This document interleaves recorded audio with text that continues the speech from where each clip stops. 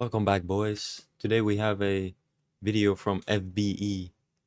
Modern women are breaking down from dating. Why dating apps and relationships fail. Let's check it out. Now, we've talked a lot about how modern women are only after the top 20% of men on dating apps, but they still easily get plenty of matches. However, what seems to be a blessing for modern women might actually be a giant curse, since all of this dating is apparently not working out so great. I am currently really struggling. So I decided to delete all my dating apps this morning because I just realized that sometimes they can just be more harmful than good. I have so many wonderful things that I can share with somebody else. There is no way I'm going back on the dating app. And if you do go on it, it's kind of like scary and dark web vibes. Like, it's not fun on there anymore. Whenever I even get the tiniest glimpse of hope, it immediately disappears. People like to ask on dating apps, like, oh, what are you here for? Like, what are you looking for? Just to not have a fucking terrible time, bro. So yes, I look very sexy right now. I just can't be bothered to be single at 33 years old.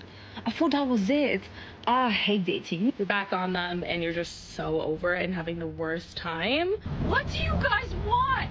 I think I speak for every single girl when I say, what is it that you want from us? But I was just second in line, I guess. Like, I'm just actively looking to date and not destroy my mental health in the process. But it's really hard to continue to stay hopeful and positive when just... How to process that? Like, what are you supposed to do? Like, not ever trust a man? Oh my God, it's so draining. Dating is draining. I just can't keep doing it.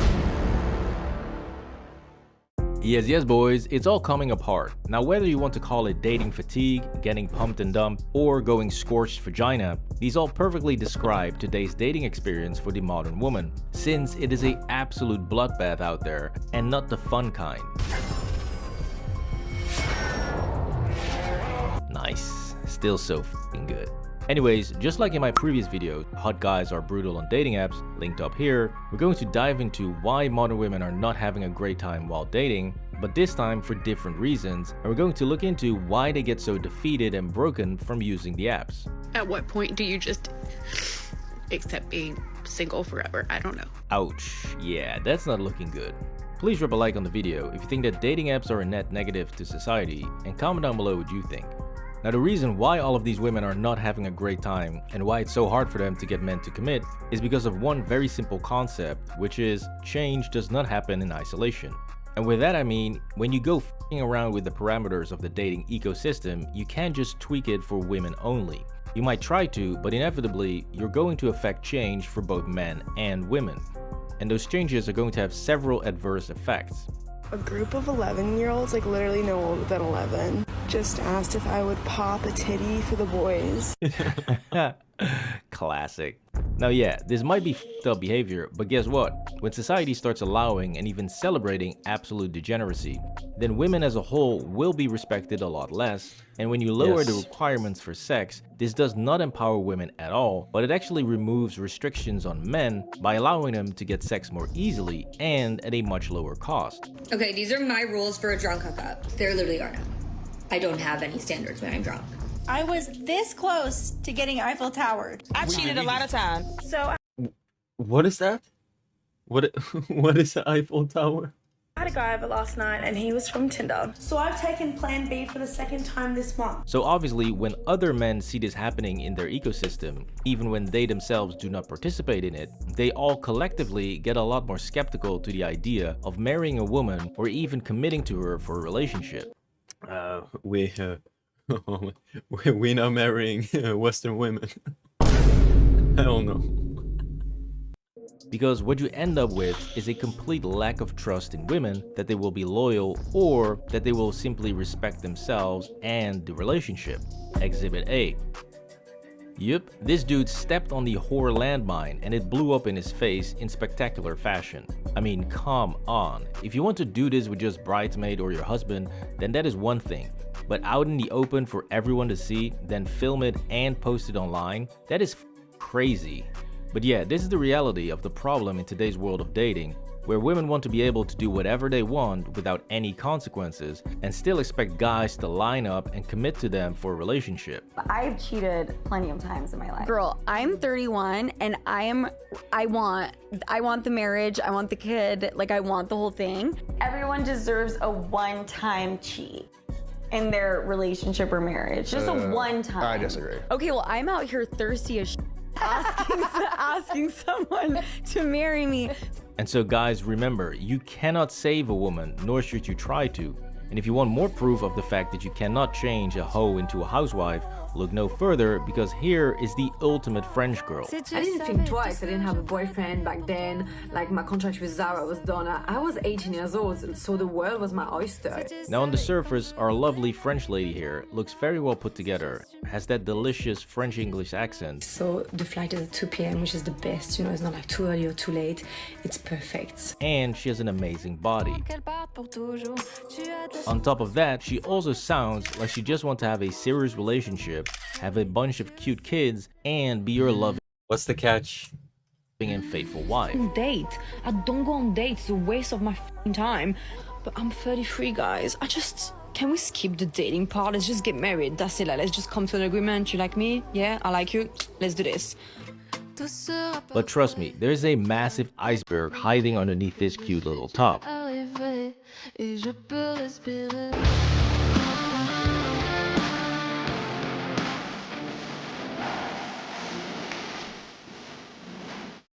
Yep, we now have a 34-year-old feminist stripper who's looking for a serious relationship. Cette meuf, c'est une cata, which is French for she's a f***ing catastrophe. Now the irony here is that she actually did try to quit, and she ended up working in marketing for about 2 years. I had enough with stripping. I can't do this anymore. Like, my mental health was going like downhill. So as you know, if you do follow me, I quit stripping 2 years ago. I had a complete burnout from it. I met my now ex-boyfriend, so being in a relationship, I just didn't feel like dancing. Afterwards, she couldn't resist the lure of the pole, and she went right back to stripping. But now, it's hard to be content. Some people... Like, are you supposed to marry a woman like this? People are really happy being content, but when you never had a stable life, being stable and content feels almost very boring. My relationship failed, but we are still friends. Yeah, like for these women, like they just can't be in like a real relationship. They like thrive on chaos. They need it. All right, part 2, stripping in Austria. But I'm 33, guys. Can we skip the dating part? Let's just get married. That's it. Like, let's just come to an agreement. You like me? Yeah, I like you. Let's do this. Yeah, not even the slimiest car salesman could sell me this shit. But good luck to the simp that ends up with her, because we all know that she will eventually get her claws into some poor little schmuck, and she will suck him dry. Like, there is some guy out there that would just take it. Again, not the fun kind, the bloody kind. Anyways, moving on from our stripper Frenchie to this poor little rich girl in the States, since she highlights a whole different problem in today's world of dating, where women in fact self-sabotage for the dumbest of reasons. I was not the person that I knew I could be. There were multiple areas of my life that I wasn't necessarily happy with. Of course, you don't need to leave a relationship to become the best version of yourself. So here we have the lovely Sarah, right? Now on the surface, you've got a beautiful blonde with no tats, she sounds lovely, and seems to be looking for something serious. With the type of person I want to be in a relationship, the type of girlfriend, the type of wife. But when it comes to dating, don't really know how to do it. I'm not on the dating apps. I've never seen dating as a quantities game. I have liked 8 people in my entire life. I did go through and count. So why is Sarah struggling to get what she wants from men? I've been diving deep into astrology recently. It's crazy to me how accurate it can be. Oh great, the good old astrology brain rot. This right here is classic fuckboy fertilizer, because any normal guy that meets a girl like this will think, wow, she's friendly, beautiful, and wants something serious. Great, that's wifey. And then boom, she hits you with this astrology bullshit, and it's instantly, okay, this is not gonna work out long term. I'm just gonna have to f you a couple times and bounce. I know, some women are gonna get pissed at that statement, but hey, I don't make the rules, okay? Don't blame the messenger. We all know that's how things work. Anyways, the lovely Sarah here is a new wave of delusional and confused women that operate in the dating market by constantly self-healing and finding themselves so much to the point that when they do finally find someone that they love and loves them, they then decide to burn it all down. And why exactly? I was in a pretty long relationship up until my late 20s, and it was a really good relationship. I could have had a really great life. Then I had to face the very hard question of, okay, am I gonna leave in my late 20s and completely start over, having no idea what's gonna happen? Or do I stay because I love this person? So I made that hard decision, and yeah, classic word salad bull. Just say he was a great guy, but you thought you could do a lot better and you left him. Not saying anything about the other person, but when I figured out really where I was headed, it's like she can get a lot of attention from dudes, but they don't take her seriously. They just want to, you know, pump and dump. This is what happens. we were not going to be heading in the same direction. It's really that simple, and it's the most fundamental difference between men and women. You see, men will work their ass off to build a nice life for themselves and their families, where they want their kids and the mother of their kids to be happy and carefree. While this new wave of girl bosses, on the other hand, just wants more for themselves. This is not just my... They're like I meet them, and they're so like selfish. You can't... hell... opinion, but it's an actual research fact, since the research shows that women who get promoted to high-level positions are far more likely to file for divorce or leave their relationships. So yeah, Sarah didn't have some profound mental breakthrough, she was just enacting her genetically programmed hypergamy. But it gets even better because Sarah is apparently also some profound teacher in how to go from broke to having lots of money. Pay close attention and see if you can spot the problem here. If you want to be rich, let me just teach you a thing or two that I've learned over the years. When I was probably 16 or 17 years old, and I saw this 7 figures check on our kitchen counter from my dad, and I remember looking at it and was like, Dad, can I get a new car? You absolute clown. So let me get this straight. While you were quote-unquote broke, your daddy just casually had a 7-figure check, meaning at least $1 million just laying around on the kitchen counter as if it was business as usual.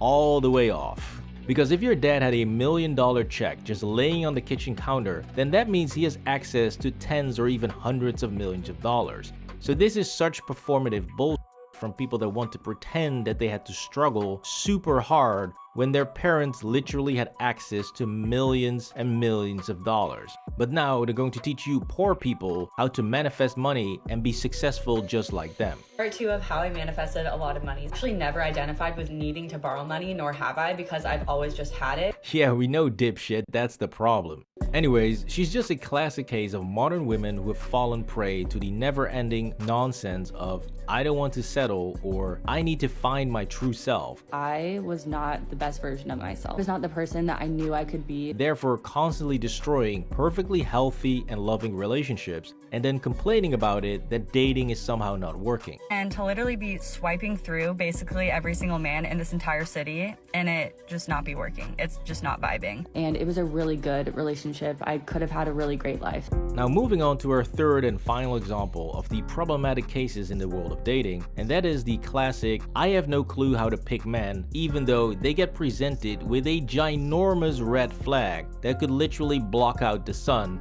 and they still jump at the chance to get totally played by a fuckboy. We started talking, he was British. What the f was I supposed to do?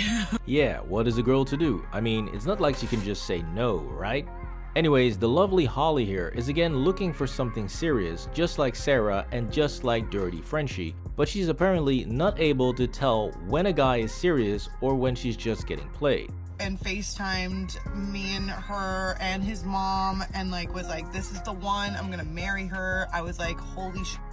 Took me to an all expense paid trip to the Bahamas. That was our 3rd time hanging out. Wait. So Trip to the Bahamas. Look at that tooth. Oh my god. Look at that bottom one. Bahamas. That was our 3rd time hanging out that he did that. So okay, taking a girl out to a nice dinner at a fancy restaurant is perfectly fine if you want to do that and you can easily afford it. Don't spend any money you don't have to try and impress a girl. However, an all-expense paid trip to the Bahamas on the 3rd date? It's like $400 a night. And He took me, paid for everything. Yeah, that just states bringing my plaything along for a nice trip. And so Holly loves to blame this whole disaster on love bombing, since that is a nice little excuse for women to avoid using any basic brain function. This is not some grand wizard CIA manipulator, and that becomes very clear when you see how badly he fucks up. And then he like has to travel a lot for work. He travels to Vegas. I find out that he changed my name in his phone. Classic. This is such an obvious and dumb move. So the fact that she saw this on top of the fact that they went to an all expenses paid Bahamas trip on the third date should have alerted Holly that clearly he is not serious about her, but she did not want to see it. And it gets even worse when the dude goes to Dubai and he does the following. He had to leave for Dubai like the next day. And in Dubai, you can't call on WhatsApp. Okay, so another classic boy bull story, because yes, even though the UAE partially bans voice over IP, they haven't you can't just use like a VPN or something like that. in fact allowed voice over protocols from certain providers. So if the pretty British boy actually wanted to call you, he could have easily done that. Not to mention the fact that it's also very easy these days to get a local SIM, or you can even get a virtual online SIM that will allow you to call people outside of the UAE, especially in Dubai. Now yes, this will cost you a lot more than a normal phone call to the States or Europe, but I'm sure that a guy who's willing to fly you out to the Bahamas on the third date for an all expenses paid trip can easily spend $50 to make a couple of phone calls at least 2 or 3 times during a 10-day period. So we texted for like 10 days. And he would have done so if you guys were actually serious. Now, one of the reasons why he wouldn't do that is if he's with wifey and the kids, and wifey does not let him out of her sight. When I'm talking, you're not talking. No, when I'm talking, you're not talking. This was Modern Women Are Breaking Down from Dating. Please drop a like on the video and subscribe to the channel for more. Let's check some comments. Natural enemies. Lion versus hyena. Mongoose versus cobra. Women versus accountability. As a man, I can only imagine how traumatic it must be. It must be constantly pursued, showered with attention and validation, spoiled, rotten, and catered to. when I sit back and pick whoever I desire from hundreds of suitors, I have no idea how women deal with it. I'll end it at that one.